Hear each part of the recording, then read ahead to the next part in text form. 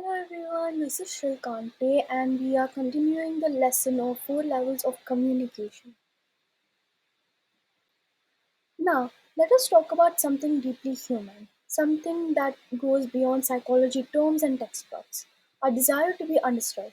Now, every one of us at some level wants to be truly seen and heard for who we are, and not just for what we say, but for what we mean, what we feel, and what we are going through. Now, this desire is more than just a preference. It's a psychological and emotional need. In fact, many of the conflicts that we experience, especially in relationships, stem not from disagreement itself, but from feeling misunderstood. Now, think about a time when you were trying to explain something personal or important, and the other person didn't get it, or worse, dismissed it. That feeling, it stays with us. It can create a kind of emotional wound, one that leads to distance, frustration, and even isolation. Now, here's what's interesting from a psychological standpoint. When we feel misunderstood, the amygdala, the brain's emotional center, can activate a threat response. Even though we are not in physical danger, our brain treats emotional invalidation as a kind of social threat, and that triggers emotional distress. Now, our thinking becomes clouded, and our ability to communicate effectively drops. So, in conversations, especially important or vulnerable ones, it's not just about exchanging words, it's about listening for meaning. Now, it's also making the other person feel that their inner experience is being honored and understood. And this is why the empathetic communication is so powerful. Now, when someone mirrors our emotions, asks thoughtful questions, or simply listens without rushing to fix or judge, it creates a feeling of safety. And safety is what opens the door to real communication. So, I want to encourage you, as future professionals and as people, to think about how you can offer understanding as a gift, and just as importantly, how you can communicate when you're not feeling misunderstood in ways that invite curiosity rather than conflict. Now let's look at closely at one of the most subtle uh, but yet powerful forces influencing on how we can communicate: hidden biases. Now, we have talked about biases before in the previous video, but I want to go a little bit more deeper here because hidden biases or implicit biases are especially tricky. Now, they are the attitudes and assumptions that we hold unconsciously. That means we often don't even realize that they are shaping our reactions and judgments. Now, let's say, for example, you're talking to someone who speaks with a different accent or dresses a way that you're not used to. Now, without meaning to, you might interpret what they say differently or assume something about their background or intelligence. You're not trying to be unfair, but your brain is filling in the gaps based on your past exposure, culture, media, or upbringing. Now, here's where gets important. Now, hidden biases don't just affect how we see others, they also affect how we listen, how we respond, and how open we are to truly understand someone. And when our communication is filtered through these unconscious assumptions, we are most likely to misinterpret or misunderstand the other person.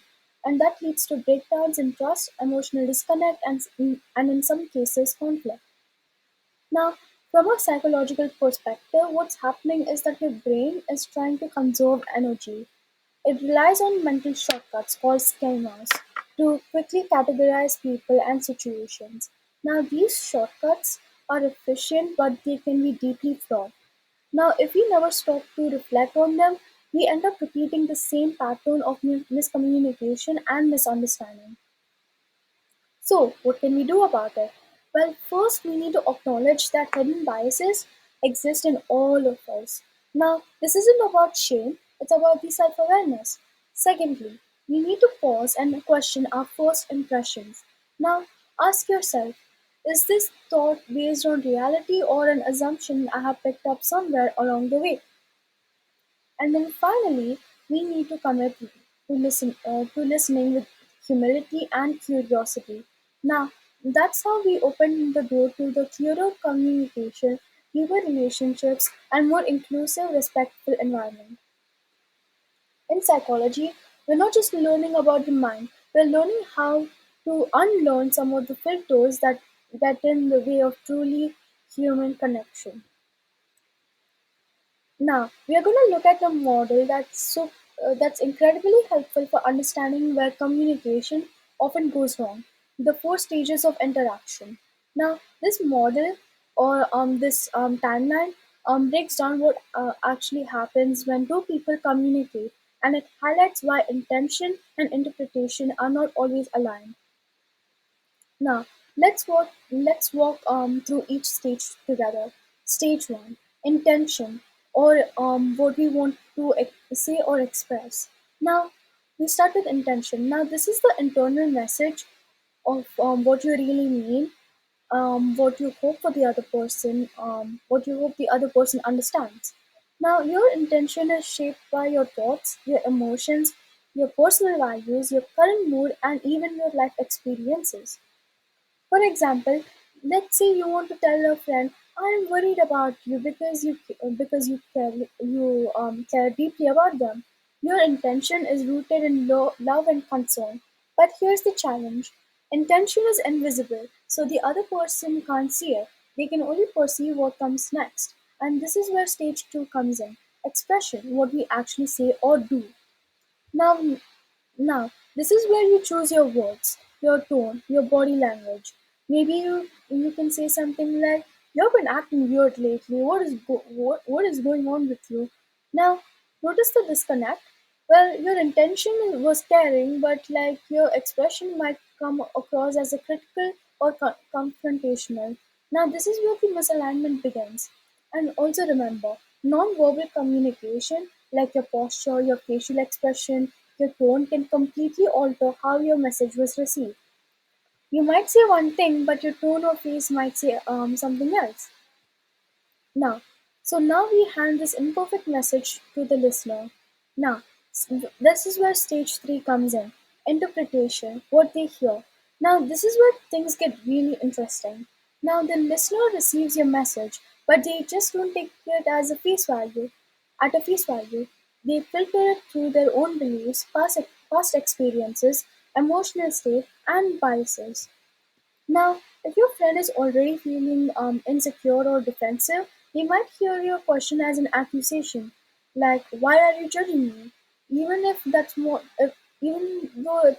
not what you mean. Now, your brain fills in gaps using personal context, so the message they receive might be different from the one you meant to send.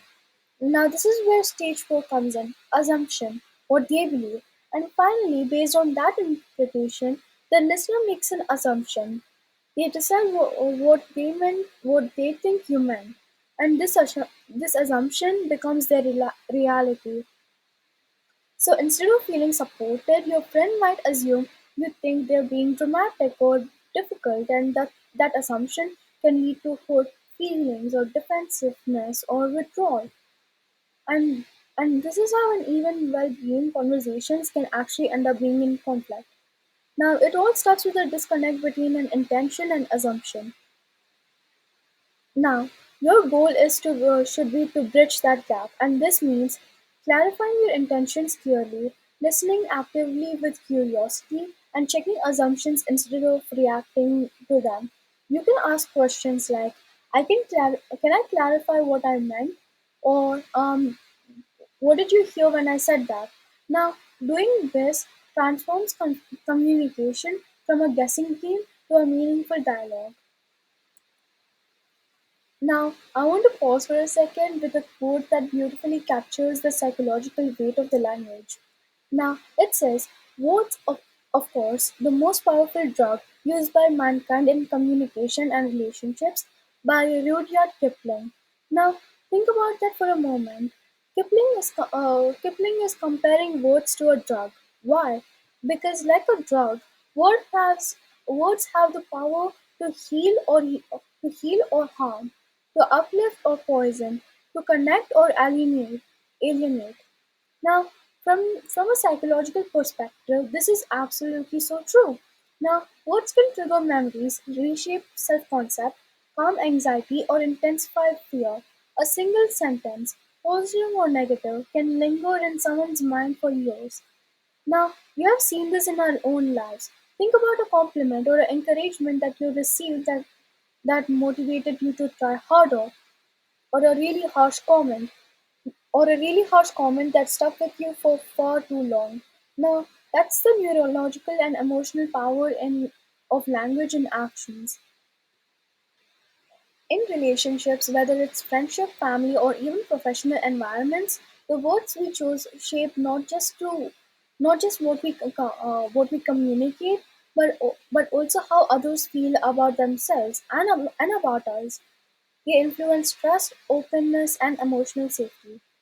So, as we are continuing the journey into understanding human cognition and communication, let's remember this: being mindful of of our words isn't just kind; it's also powerful, and it's psychological, and it's also transformational. Now, use your words to connect, use them to heal, and then also use them very wisely. Now, let's talk about a concept that is so important in both psychology and everyday life: the difference between emotional reactions and reality. Now, as human beings, we experience life very emotionally. Now, our brains are wired to respond to things based on how they make us feel, especially when we perceive something as threatening, disrespectful, or unfair. But here's the key point: our emotional reaction is not always an accurate reflection of what's actually happening. Now, that doesn't mean that emotions aren't real. They are. Emotional Emotions are valid signals that give us important information about our internal state, but they aren't always accurate about external facts. Now, let me give you an example. Let's say someone doesn't respond to your message for hours. You might feel hurt or even angry. You might assume that they're ignoring you, or that they're upset with you. Now, that emotional reaction feels real, and it is real to you. But the reality could be something entirely different. Maybe they were in a meeting, or they just simply forgot to hit send.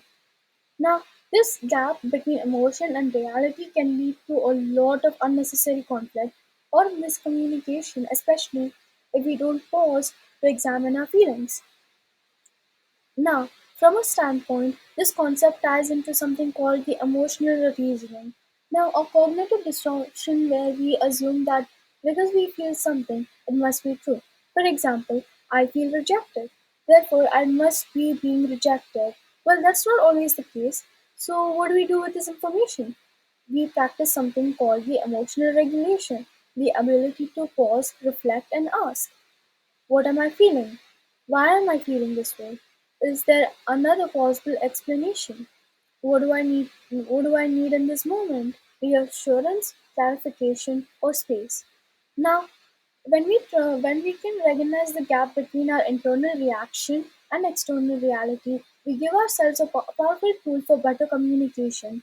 We become less reactive and more responsive, and we ask instead of assume. And most importantly, we allow others the space to clarify their intent, which fosters mutual understanding and emotional safety. So, as you move forward, keep this in mind. Feelings are important, but they are not the final authority on truth. The more, the more we can hold space for both emotion and inquiry, the stronger our relationships will be. Now, as we are near the end of this section, I want to focus on something that lies at the heart of every strong relationship: seeking clarity and mutual understanding. Now, when we talk about healthy relationships, whether they are friendships, romantic relationships, family bonds, or even professional connections, the foundation is always the same: clear, respectful, honest communication. Now, why is understanding so important? Because when we feel understood, we feel seen, safe, and valued. And when we don't feel understood, when our intentions are misread or our feelings dismissed, we begin to withdraw. We might shut down emotionally, over explain ourselves, or even stop trusting the relationship altogether. So one of the most effective ways to prevent this is by prioritizing clarity. That means saying what you mean gently but clearly, asking questions instead of making assumptions, and reflecting back what you've heard to make sure you truly understood, and then being open to feedback and willing to clarify your own message. Now, this isn't always easy. Sometimes we assume that the other person should already know, or we avoid being direct because we are afraid of our own conflict. But ironically, unclear communication can create more conflict because misunderstandings pile up over time. So the clear communication reduces the mental strain of uncertainty. It helps regulate emotions, minimize the anxiety, and promotes emotional attunement, a state where both people feel connected and in sync. And let's not forget one more benefit. Clarity fosters belonging, and when someone truly listens to you and responds with genuine interest, you feel like you matter. And when you offer that to someone else, you're helping them feel the same way. So let this be a gentle reminder that in every area, with every interaction, you have the chance to either create distance or create closeness. And it often comes down to one thing: are you seeking to be right, or are you seeking to understand? Now, as we wrap up today's presentation, I want to take a moment to reflect everything that we have explored together. Now, we have gone on a journey through psychology of communication, looking at how our thoughts, emotions, biases, and intentions all shape the way that we connect with others. We have seen how misunderstandings arise, how hidden biases color our perception, and how even our most well-meant messages can get lost or distorted on their way to being received. But more importantly, we have also talked about how we can do to slow down, to listen more deeply, and question our assumptions and speak with clarity and empathy. But ultimately, communication isn't just about exchanging words. It's also about creating understanding, building trust, and honoring the humanity in one another. So, um, now I want to leave with you guys with this. Now every conversation you have is an opportunity to connect not just on surface but also deeper, but on a deeper, more authentic level.